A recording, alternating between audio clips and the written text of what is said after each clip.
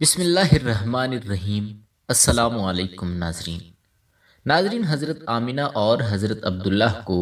نکاح کے 3 دن تک ایک دوسرے کے پاس کیوں نہ جانے دیا گیا، اور شادی کی پہلی رات حضرت جبرائیل علیہ السلام نے حضرت عبداللہ کو کون سا راز بتایا، اور حضرت آمینہ کے پاس حضرت جبرائیل علیہ السلام کیوں آئے؟ پیدائش محمد صلی اللہ علیہ وآلہ وسلم کے وقت کیا کیا عجیب و غریب واقعات رونما ہوئے، یہ سب آج کی ویڈیو میں ہم آپ کو تفصیل سے بتائیں گے۔ ناظرین، عبد المطلب نے اپنے بیٹے عبداللہ کا فدیہ 100 اونٹوں سے دیا اور اس ذمہ داری سے بھی فارغ ہو گئے، تو عبد المطلب کو اب فکر لاحق ہوئی کہ بیٹے کی شادی کریں، تو انہوں نے سب سے بہترین قبیلہ بنی زہرہ کا چناؤ کیا، جو شرافت کے لحاظ سے بھی اور رتبے کے لحاظ سے بھی بہترین تھا اور بہت ہی اعلیٰ سمجھا جاتا تھا۔ اس قبیلے کے فرد وہب بن عبد مناف کی بیٹی آمنہ اپنے چچا وہب بن عبد مناف کی زیر تربیت تھیں۔ حضرت آمنہ کو حضرت عبداللہ بن عبد المطلب کے نکاح کا پیغام دیا گیا،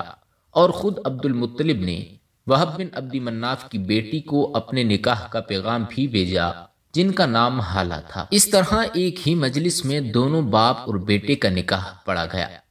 ابن سعد الطبقات الکبریٰ کی روایت میں آتا ہے، جس کا مفہوم ہے کہ عبد المطلب جب اپنے فرزند عبداللہ کو بی بی آمنہ کے ساتھ نکاح کے لیے لے کر جا رہے تھے، تو راستے میں ان کو ایک یہودیہ عورت ملی جس کا نام فاطمہ بنت مر تھا۔ فاطمہ تورات اور انجیل وغیرہ کا علم رکھنے والی تھی۔ جب یہ حضرات راستے سے گزرے تو حضرت عبداللہ کے چہرے پر ایک ایسا نور تھا کہ اس عورت نے حضرت عبداللہ کو اپنے پاس بلایا اور کہا کہ اگر تم میرے ساتھ ایک رات گزار لو تو میں تمہیں 100 اونٹ نظر کروں گی۔ حضرت عبداللہ تو ظاہر ہے کہ ایک شریف النفس انسان تھے، ان سے تو بالکل بھی یہ چیز برداشت نہ ہوئی کہ وہ کسی حرام کام میں مبتلا ہوں، تو انہوں نے اس عورت کی بات نہ مانی اور چلے گئے۔ جب بی بی آمنہ سے ان کا نکاح ہوا اور نکاح کر کے واپسی کے راستے میں دوبارہ یہ عورت ان کو ملی، اور اس نے دریافت کیا کہ اے عبداللہ، تم یہاں سے جانے کے بعد کہاں رہے؟ حضرت عبداللہ نے اپنا معاملہ بتایا کہ وہب بن عبد مناف کی صاحبزادی سے میں نے نکاح کیا اور کچھ ٹائم میں وہاں پر گزار کر آیا ہوں۔ تو اس یہودی عورت نے یہ سن کر کہا کہ واللہ میں کوئی بدکار عورت نہیں ہوں، کہیں تم یہ نہیں سمجھنا کہ میں نے جو تمہیں اس وقت بلایا تھا وہ کسی بدکاری کے لیے بلایا تھا، نہیں، بلکہ میں نے تمہارے چہرے پر ایک نور دیکھا تھا اور میں یہ چاہتی تھی کہ یہ نور مجھے بھی مل جائے، لیکن کیونکہ اب تو تم نے ایک عورت سے شادی کر لی ہے تو اب وہ نور میرے نصیب کا نہیں، وہ نور تو آمنہ کے نصیب کا ہے۔ حضرت آمنہ اور حضرت عبداللہ کا جب نکاح ہو گیا تو آپ دونوں کو 3 دن تک خلوتگاہ میں جانے کی اجازت نہ دی گئی۔ اس کی ایک وجہ یہ بھی تھی کہ حضرت جبرائیل علیہ السلام نے حضرت عبداللہ کو یہ بتا دیا تھا کہ شب زفاف جمعرات کو ختم ہے اور اب شب جمعہ ہوگی، اور دوسری وجہ یہ بتائی جاتی ہے کہ عرب کے بہت سے قبیلوں میں یہ روایت تھا کہ نئی شادی شدہ جوڑوں کو 3 دن تک اکیلا نہیں چھوڑا جاتا تھا۔ پھر شب جمعہ کی وہ مبارک رات آئی جب حضرت جبرائیل علیہ السلام 70,000 فرشتوں کے لشکر کے ساتھ مکہ مکرمہ میں آ کر دنیا والوں کو یہ خوشخبری سنائی اور حلالی پرچم لہرایا۔ اس وقت نور محمد صلی اللہ علیہ وآلہ وسلم حضرت عبداللہ کی پشت سے نکل کر حضرت آمنہ کے پیٹ میں منتقل ہوا، اور ایسا ہی ہوا۔ بنو زہرہ میں قیام کے وقت حضرت عبد المطلب میں نکاح کی تیسری رات حضرت عبداللہ اور حضرت بی بی آمنہ کو خلوت گاہ میسر فرمائی۔ مشرق و مغرب کے چرند و پرند اور بحری جانوروں نے ایک دوسرے کو مبارکباد دی کہ وہ وقت آنے والا ہے جب خطہ زمین نور مصطفی سے منور ہو جائے گا۔ قریش کے پالتو جانوروں نے آپس میں کہا کہ جناب آمنہ نور مصطفیٰ سے مشرف ہو گئی ہے۔ جس رات نور محمدی صلی اللہ علیہ وآلہ وسلم حضرت آمنہ کے سپرد ہوا،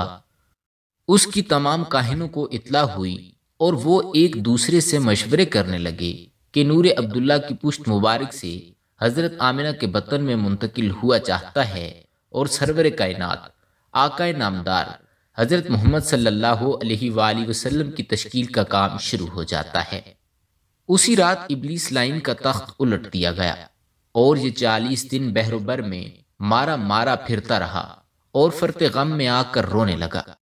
اسی رات 200 عورتیں حسد سے مر گئیں اور بہت سی عورتیں امراض قلب میں مبتلا ہو گئیں۔